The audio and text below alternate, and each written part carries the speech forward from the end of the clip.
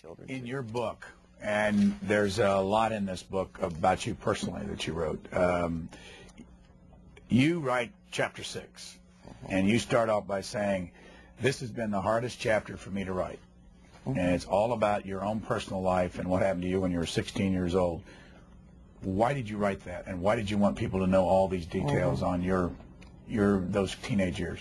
Well, it's very important, let me just say, for teenagers and who read my book, to understand the issues around a woman's right to choose and women's health care and comprehensive sex education. Young people need to know how to prevent unwanted pregnancies. I didn't.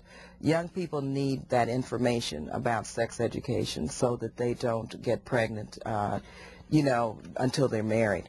And I think this abstinence-only policy is not working.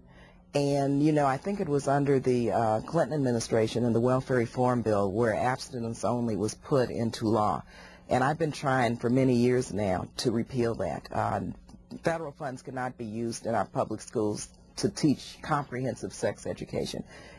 Federal funds can only be used to teach abstinence only.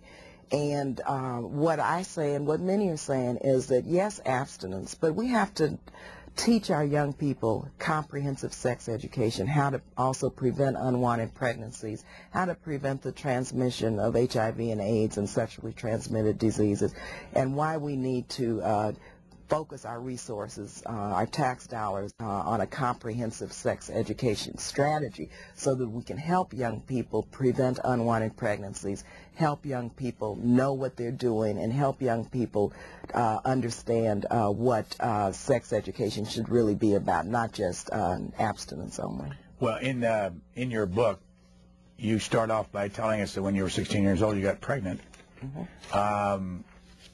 And then you had a series of, two marriages? How many children? Well, I have 2 children, and I actually got married when I was 16. And this was a very difficult, and I didn't want to write this, but my editors and publishers said, you have to do this because the book is about trying to help others and trying to inspire others to know that they can overcome their own challenges. So I had to do this, but I didn't necessarily want to write this chapter.